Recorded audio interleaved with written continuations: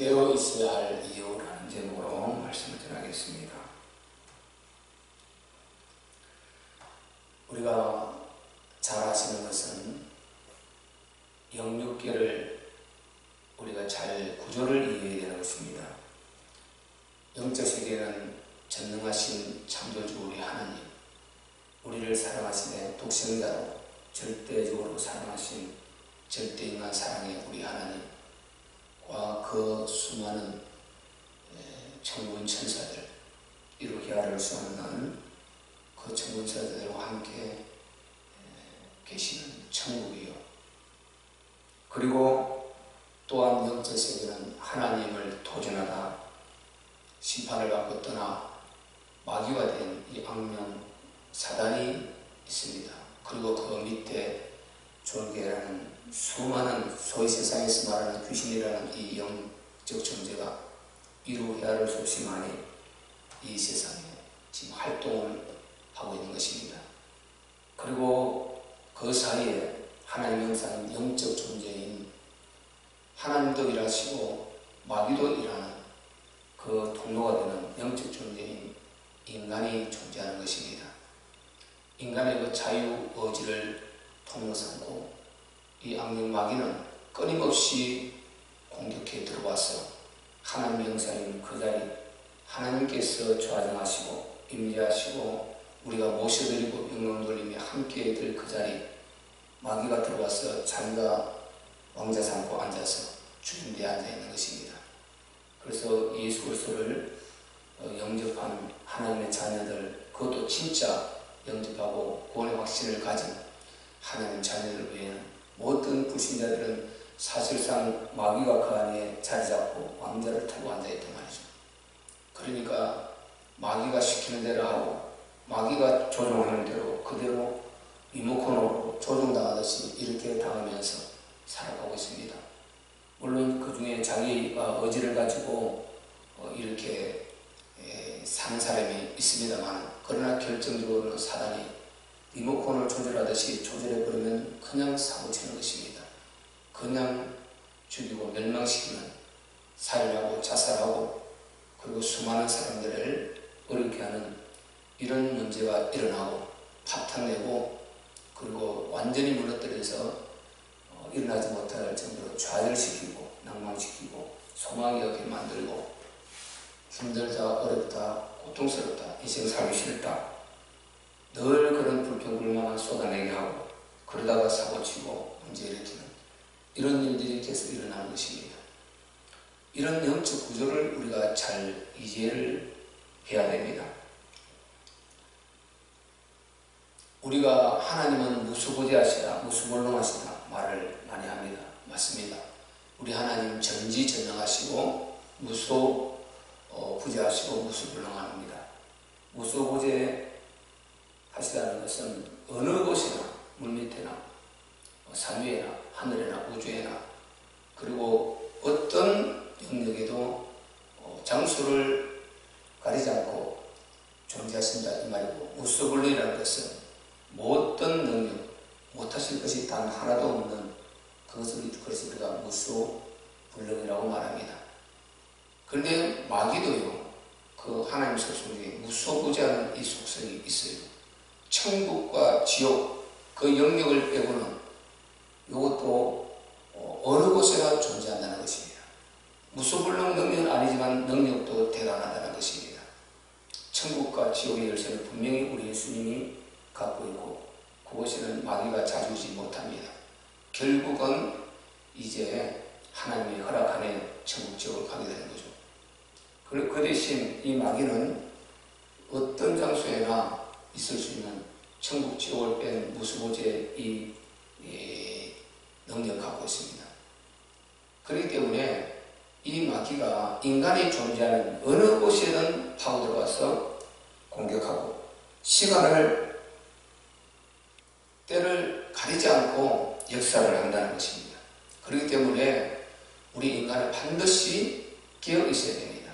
반드시 하나님과 함께 하고 있어야 되는 것입니다. 우리가 깨어있지 않으면 어느 순간에 우리 심령을 파고 들어와서 이것이 불신자들에게 일으키는 그 문제도 얼마든지 일으킨다는 것을 우리가 보게 되는 것입니다. 그래서 베드로전서 5장 7절 8절에 너가 깨어있으라 마귀가 오는 사자같이 두루다니며 삼키를 자를 찾는다 이렇게 말씀하셨어요. 그래서 깨어 있어야 된다는 것입니다. 그리고 에베소서 6장 18절에는 너희가 무시로 기도하라. 무시로 기도하라. 이 말은 시간을 정하지 말고 언제든지 우리가 24시간 기도하는 그런 자세로 살아야 된다는 것입니다. 왜냐? 이 마귀는 우리가 쉰다고 절대 쉬지 않습니다.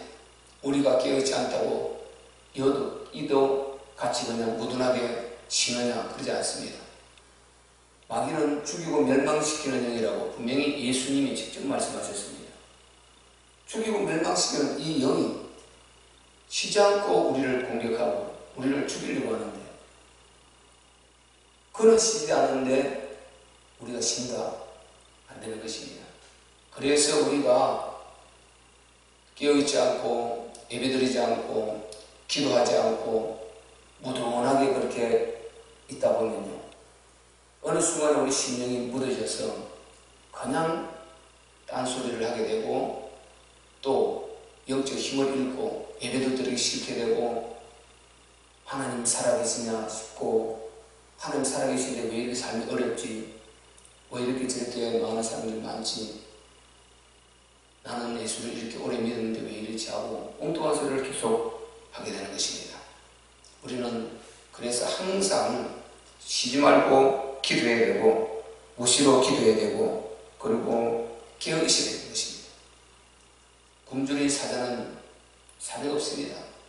산채로 아주 찢어 먹습니다. 우리가 동물원 같은 데 보면은 짐승을 잡아보세요. 아주 목숨도 끊어지지 않는데 산채로 자기 배를 채우기 위해서 찢어 먹습니다. 이게 사자입니다.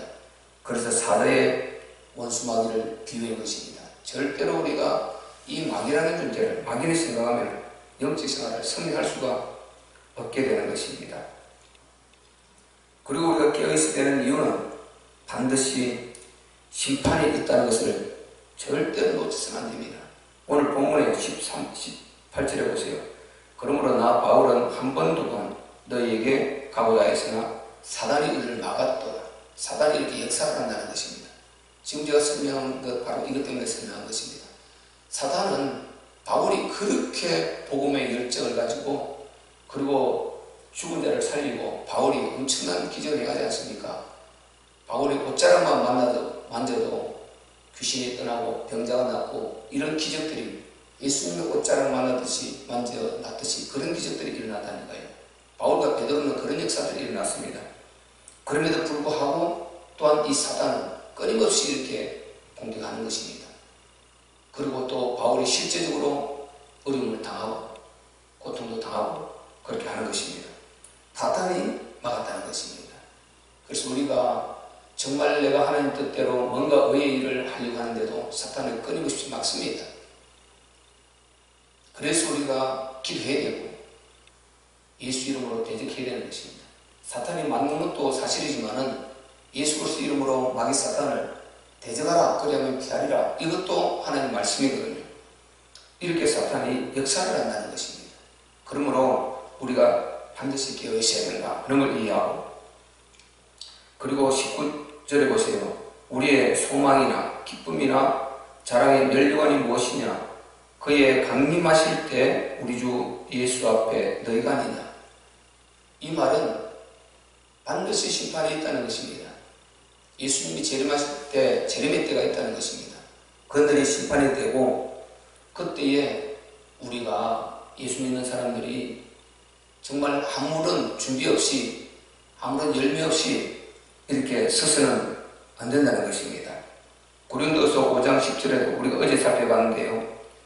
반드시 우리가 그리스도 그 앞에 그리스도 심판대 앞에 드러나 각각 선악간에 그 몸으로 한 것을 따라 받으려 함이라 이렇게 했습니다.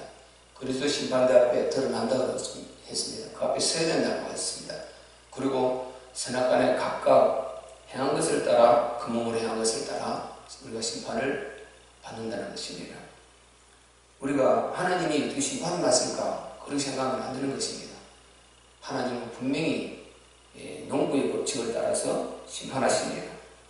그래서 우리가 지옥 심판, 천국 심판은 안 받겠지만은 상불의 심판은 있다는 것 알고 우리가 철저히 정말 하늘에 신령한 것을 우리가 소망해야 되는 것입니다. 예수 앞에 선다고 그랬지 않습니까? 우리 주님은 반드시 재림하실 것이라고 가시면서도 예언하고 하셨습니다. 재림하실 것이고 재림하시는 그날 모든 것이 다 이루어지는 날입니다. 하나님 나라 완성된 날, 그리고 우리 주님의 심판하시는 날, 그리고 우리는 심판대 앞에 서는 날, 드디어 천국 가는 날, 이것이 바로 그 날인 것입니다. 그래서 우리가 우리 주님의 재림과 심판을 진짜 믿는다면 우리는 반드시 깨어 있어야 되고, 그리고 그 날을 준비해야 되는 것입니다. 저는 어제 참 지옥을 생각해 볼 수 있는 기회가 있었습니다. 지옥만큼은 안 돼. 지옥만큼은 안 돼. 아주 내리에 심령이 아주 너무 깊이 각인되는 시간이었습니다. 지옥만큼은 안 돼. 사람들이 그렇게 참 접근하기 참 어렵고 또 거리가 먼 것 같은데, 그 생각이 드는 순간에 그것은 아무것도 문제가 되지 않았습니다. 무조건 살려야 된다. 지옥만은 안 돼. 지옥만큼은 안 돼. 살려야 된다. 그 생각 가운데 그런 답이 다 허물어져 버렸어요. 아무런 소망이 아무런 필요 없는 것이다. 이것저것 따질 것도 없고 무조건 살려야 된다. 그래서 여러분, 우리는 진짜 깨어있어야 되고요. 불신 영혼이 우리가 깨어있지 않으면 계속 지옥 간다는 것, 계속 망한다는 것, 세상이 계속 망한다는 것. 에스겔서 28장 바로 나팔소와 같은 이런 역할을 우리가 반드시 해줘야 된다는 것입니다. 그 일을 하는 것이 깨어있는 것이다. 진짜 깨어있는 것이다. 그리고 그 나라를 준비하는 것입니다. 우리가 진짜 주님의 재림을 믿고 천국을 믿는다면, 지옥을 믿는다면 전도하지 않는 것은 있을 수 없는 일이다. 잘 안 되지만은 그래서 말씀을 듣고 강단은 계속 가기를 지켜야 되고 깨어있게 해줘야 되고, 또 우리는 말씀을 듣고 반드시 깨어있어서 천국과 지옥을 생각해야 되는 것입니다. 주님의 심판대 앞에 설 것을 생각해야 되는 것입니다. 그리고 불신 영혼들 마하고 있는 저들을 생각해야 되는 것입니다. 그리고 하나님의 마음을 생각해야 되는 것입니다.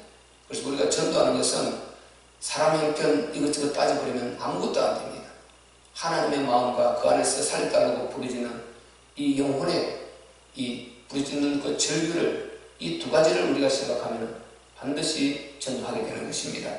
그래서 오늘 하루도 우리가 정말 그리스도 예수 안에서 깨어있고, 그리고 말씀 안에서 깨어있고, 오직 복음의 언약 붙들고 삶의 현장에서 여러분이 정말 기도하면서 때를 따라서 복음 전하고, 그리고 내가 그리스도 누리고 오늘도 우리 주님 앞에 깨어있는 하루가 되시기를 예수 그리스도의